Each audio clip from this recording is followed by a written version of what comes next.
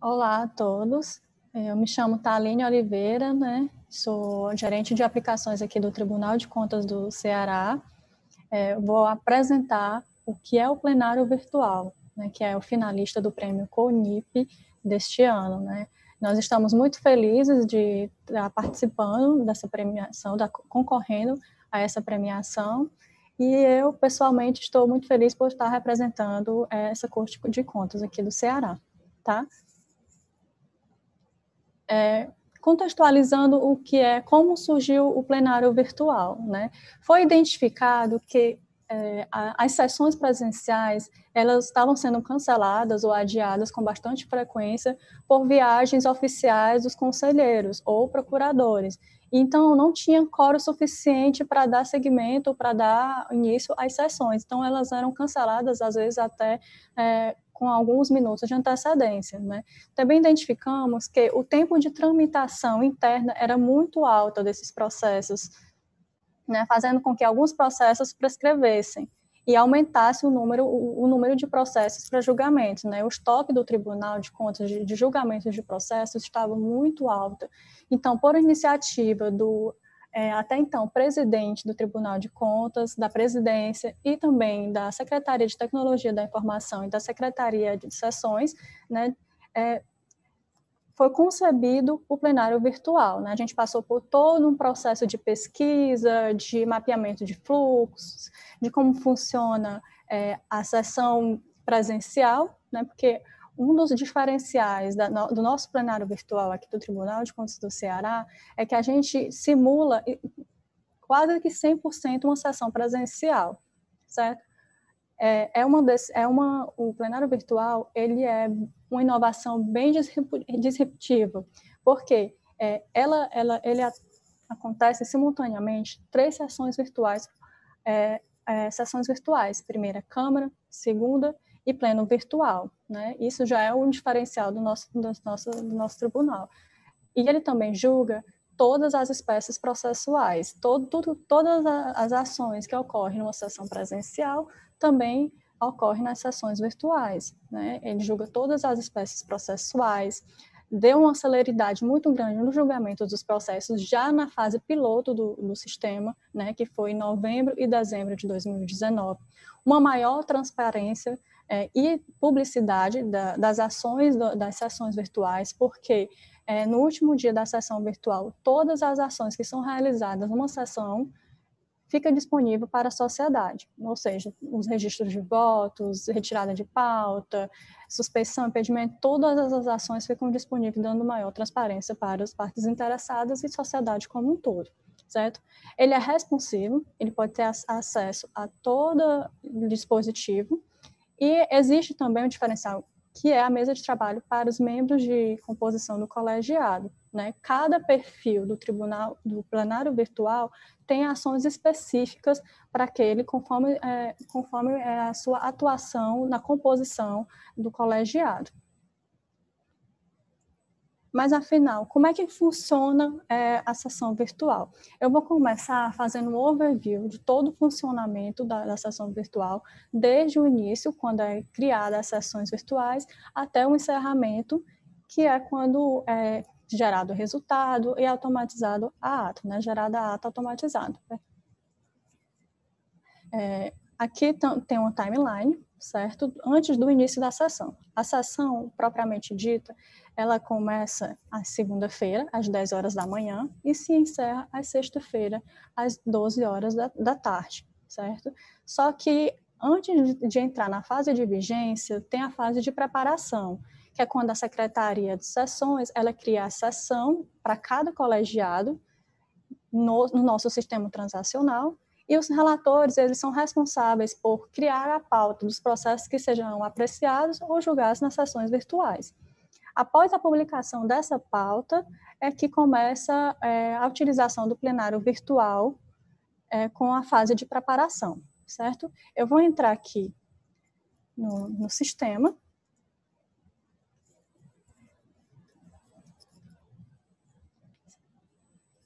Aqui é a fase de preparação. O que acontece nessa fase de preparação? Tem algumas ações, certo? Eu estou aqui logado com o perfil de conselheiro, certo? Um conselheiro, ele pode ter até 3 perfis diferentes dentro de uma sessão, a depender da sua atuação na composição, certo? No cabeçalho, a gente traz algumas informações, né, a data da sessão, até quando o encerramento dela. Aqui eu posso estar selecionando o colegiado, certo? Aqui abaixo mostra a composição da sessão da primeira Câmara Virtual. Presidente, conselheiros substitutos e procuradora, certo?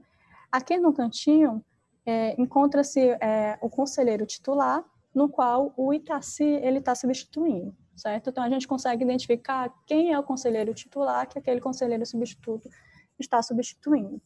Aqui na lateral, temos o histórico da sessão, é tudo que ocorre na sessão, certo?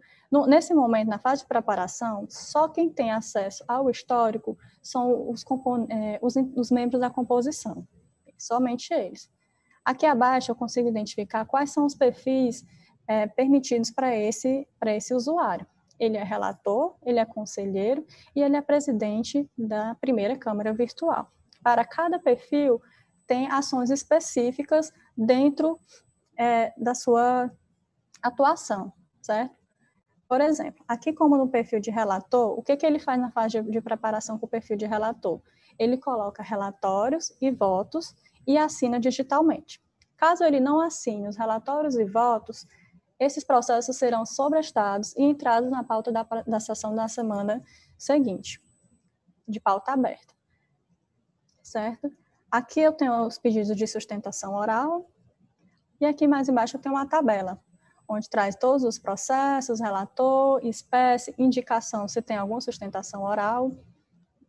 Aqui eu consigo identificar, no resumo do processo, algumas informações do processo,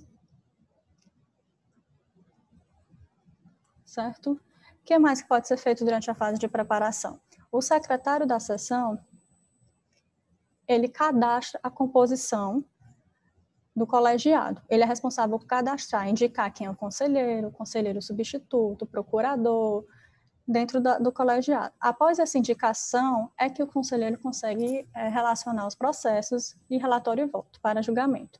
Também durante essa fase de preparação, as partes interessadas, elas podem estar indicando uma solicitação de sustentação oral. A parte interessada, ela tem até as 12 horas do último dia anterior ao início da sessão para estar enviando o seu pedido de sustentação oral. Ele tem que enviar uma procuração e um arquivo de áudio ou vídeo para ser analisado tanto pela secretaria da sessão quanto pelo presidente do colegiado. Também na fase de preparação, os conselheiros e procuradores eles podem estar declarando impedimento ou suspeição nos processos. Ele tem até o encerramento da sessão para fazer essa declaração de impedimento e suspeição. Fica a responsabilidade tanto para a secretaria de indicar o substituto, quanto para o presidente do colegiado aprovar essa indicação, certo? Terminando a fase de preparação da sessão, que é uma semana que antecede o seu início, começa a fase vigência da sessão, que inicia-se às segundas-feiras, às 10 horas, como eu já falei, e termina às sexta-feira, ao meio-dia, certo? Durante as 3 horas iniciais da sessão, o presidente do colegiado, ele tem que analisar as sustentações orais, certo? E decidir se quer deferir ou indeferir esses pedidos. Caso ele defira o pedido de sustentação oral, esse arquivo de sustentação fica disponível para todos os membros do colegiado realizar a análise dessas sustentações orais. Caso ele indefira, esse arquivo será excluído. Também nas 24 primeiras horas após o início da sessão, fica facultado ao procurador da sessão registrar sua manifestação, ou ratificar o parecer, pedir vista, ou simplesmente declarar não manifestação no processo, certo? Após as 24 horas do prazo do MP, é que começa a fase de votação propriamente dita, ou seja, às terça-feiras, 10 horas da manhã, começa a fase de votação dos processos, onde os conselheiros podem estar registrando seus votos ou realizando outras ações dentro da sessão, ações essas que são similares às ações realizadas nas sessões presenciais, certo?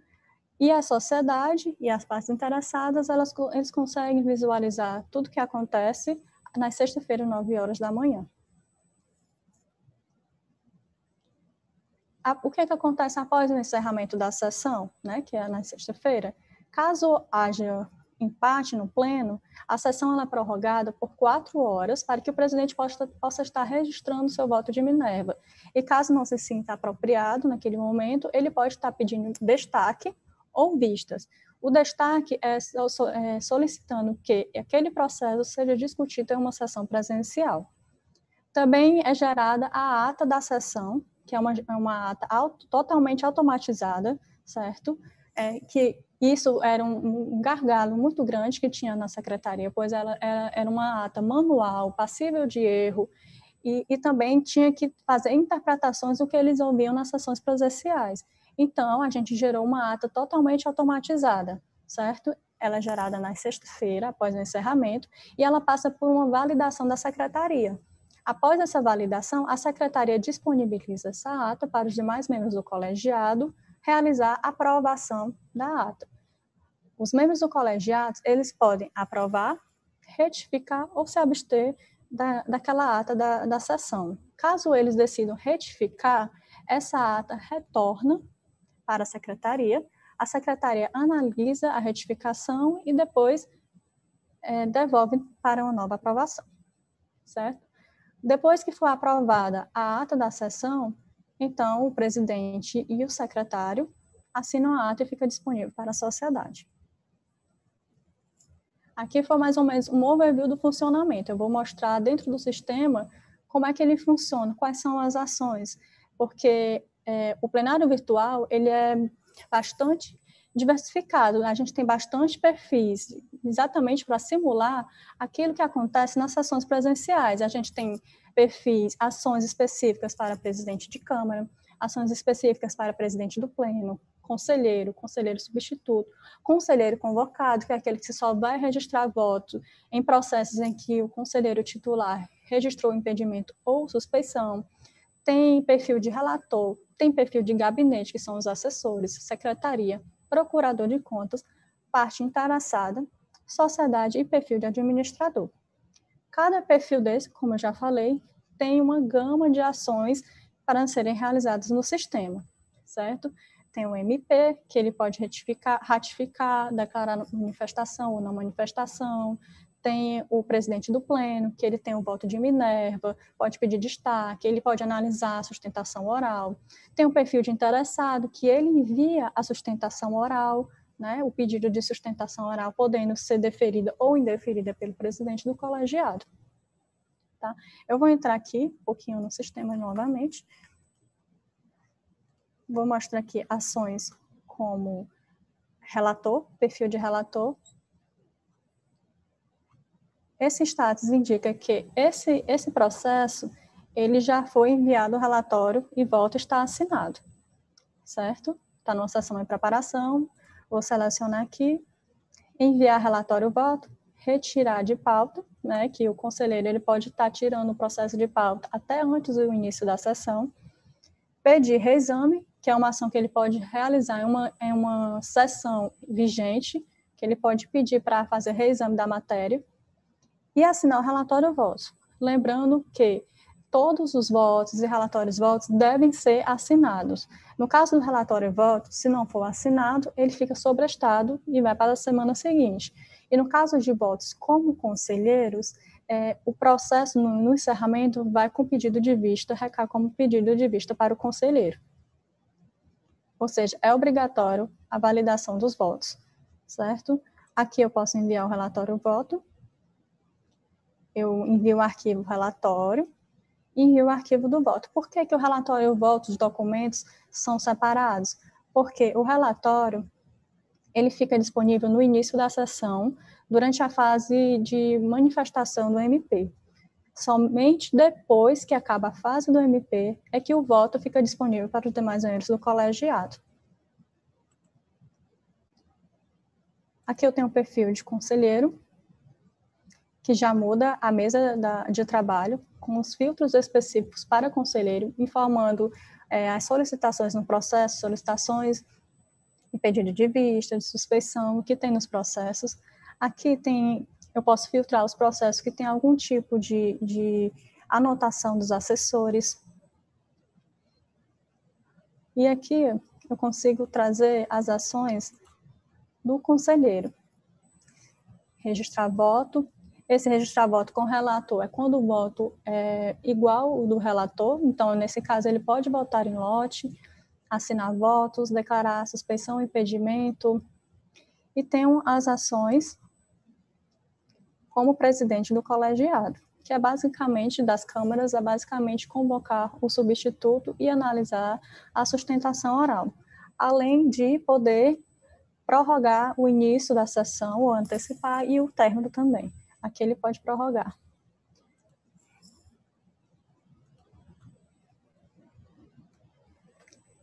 O voto no plenário virtual, né? Esse é um dos diferenciais do nosso plenário virtual aqui da Corte de Contas do Ceará, porque é através do voto estruturado que o sistema é capaz de fazer toda a apuração automática, gerar um resultado e gerar a ata automática. Eu vou explicar como é que é feita essa estruturação. Hoje, o voto ele é constituído de uma ou mais decisões. Se um processo ele tem 5 interessados, esse processo vai receber até 5 decisões diferentes, né? As decisões ele possui interessados e situações principais e vinculadas. Quais são os tipos de votos? Tem o voto com relator, que é o voto idêntico ao do relator. Tem um voto com relator parcialmente, que é quando tem o mesmo número de decisões e as mesmas decisões e as mesmas situações principais, certo? Ele pode alterar somente as situações vinculadas, que eu vou já explicar um pouco mais para frente o que são essas decisões, essas situações principais e vinculadas. Tem um voto divergente, que é um voto totalmente diferente do voto do relator, e tem um voto que acompanha divergente, que é idêntico ao voto do divergente, podendo, no caso das câmaras, o conselheiro indicar qual é o voto que ele quer acompanhar. Vou mostrar agora um pouquinho das situações principais e vinculadas. É aqui que a gente mapeia todas essas situações por grupos de espécie, né? Como falei, o Tribunal de Contas do Ceará, ele é o único tribunal, o plenário virtual a julgar todas as espécies processuais, certo? Aqui a gente divide por grupos de espécie. Cada grupo tem em comum as decisões principais e as decisões vinculadas, gerando também, isso gera também o resultado da ata da sessão. Cada grupo ele possui um conjunto de situações principais possíveis para o voto. Aqui no grupo 1, temos 10 situações principais, e assim vai. E quais são essas situações principais? São essas: notificar interessado, regular, irregular, registrado. Todas essas situações principais integram os grupos de espécies. Como é que fica a votação? Cada situação principal, ele pode ter uma ou mais situação vinculada. Por exemplo, a situação principal aprovada como regular, ela pode ter situações vinculadas, recomendação, notificar gestor, divergências e assim sucessivamente. A apuração, ela é feita de forma lateral, certo? Ela é apurada primeiro, ela é comparada à situação principal, depois vai descendo de nível, comparando as situações vinculadas até encontrar um relator designado. Caso o sistema não consiga identificar um relator designado ou o voto do relator principal não seja igual ao voto vencedor, o processo ele é destacado automaticamente da sessão para que seja discutido numa sessão presencial. Existem quantas combinações possíveis de votos distintos por espécie? Cada grupo gera uma quantidade possível de votos distintos, certo? O grupo 9, que tem, por exemplo, a espécie de recurso de revisão, gera mais de 4 milhões e 500 de votos distintos diferentes. E isso, o sistema, ele computa tudo na apuração da sessão. Né? Ele calcula, ele vai apurando, ele vai comparando item por item para chegar no resultado. Assim, com essa estruturação dos votos, é possível fazer a automatização da sessão, que também é um diferencial das sessões virtuais aqui do Tribunal de Contas do Ceará. É possível ver todas as atas de todas as sessões virtuais através dessa tela de administração, que está acessível a todos os membros do colegiado, né? E ele consegue visualizar todas as atas pendentes, as atas já aprovadas. O que gera nessa ata? Eu vou aqui abrir um pouco o modelo da ata.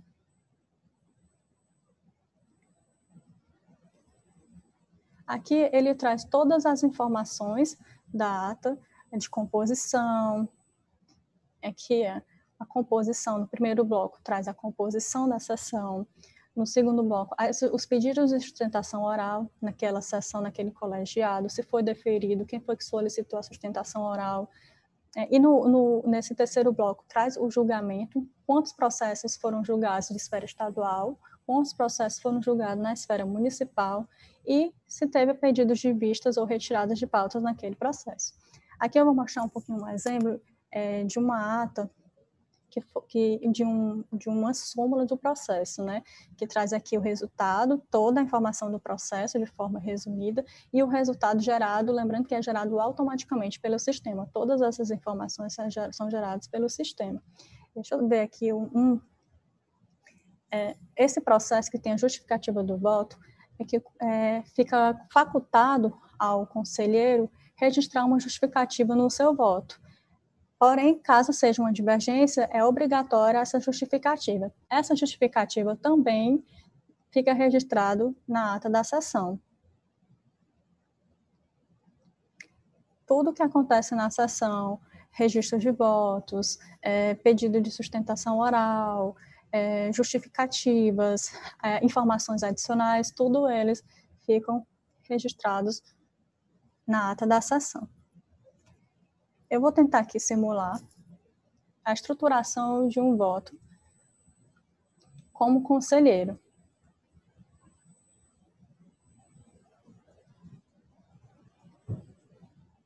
Vou dar aqui para o perfil de conselheiro.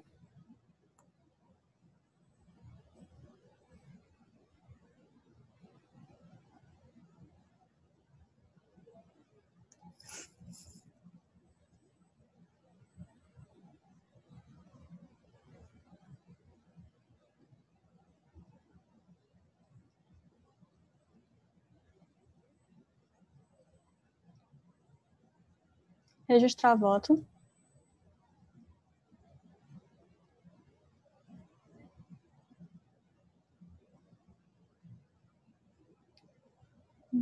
Desculpa que ele...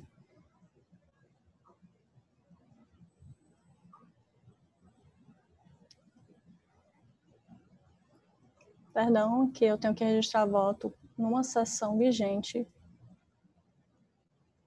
Vou colocar a sessão dessa semana. Primeira Câmara. Deixa eu correr aqui com a apresentação. O plenário virtual, ele também é responsivo, né? Ele fica disponível em todos os aplicativos, celulares, tablets, certo? Aqui tem um vídeo mostrando como que fica na tela do celular, ele fazendo o login. Aqui ele está realizando o login, isso aqui é o acesso via smartphone da Apple. Assim que ele se loga, traz as atas pendentes de assinatura, quando é o presidente do colegiado. Certo? Quais foram os maiores desafios da implementação do plenário virtual? Certo? A gente teve 60 dias apenas para desenvolver a primeira versão do plenário virtual. A gente envolveu praticamente toda a nossa equipe de TI do plenário virtual. Fizemos uma sala de situação, uma sala de guerra, digamos assim, envolvendo toda a nossa equipe para poder conseguir entregar dentro desse prazo, certo? Também tivemos o total apoio do presidente da época, o Dr. Edilberto, e também da Secretaria de Sessões, o secretário Teni. Foram envolvidas bastantes habilidades de gerenciamento de projeto, UX, arquitetura de software, gerência, arquitetura de software, segurança da informação e engenharia de requisitos. Quais foram os desafios encontrados na pandemia? Certo? Na primeira versão do plenário virtual, a sustentação oral ela era enviada, ela solicitada pela parte interessada e aquele processo era destacado para ir ser discutido no presencial. Durante a pandemia, a gente desenvolveu uma nova funcionalidade, permitindo assim que a parte interessada, advogado ou pessoa com procuração, envie seu vídeo ou áudio nas sessões virtuais. Vamos falar um pouco dos resultados, certo? Comparando os julgamentos em sessões presenciais e os julgamentos das sessões virtuais. Somente em 2020 foram julgados 9.852 processos, sendo 90% julgados numa sessão virtual. Ou seja, o Tribunal de Contas não parou durante a quarentena. Continuamos julgando os processos, não parou nem uma semana, toda semana tinha sessão virtual, 3 sessões virtuais ocorrendo simultaneamente. E apenas 955 sessões presenciais, equivale a 9%, quase 10% no total. Aqui está dividido entre colegiado, a primeira Câmara julgou 3.897, quanto na sessão presencial, 455 processos foram julgados. A segunda Câmara julgou 9.089, quanto na presencial foram julgados 314. Né? E fazendo um comparativo antes da pandemia, desde da primeira sessão virtual lá em novembro, que foi o mês de novembro e dezembro, foi a fase piloto do plenário virtual, já conseguimos ultrapassar a quantidade de julgamentos realizados em comparação das sessões presenciais. Então, a gente tem um retorno muito grande, teve maior celeridade, automatização da ata desafogou muito a secretaria de sessões que realizava essas atas de forma manual,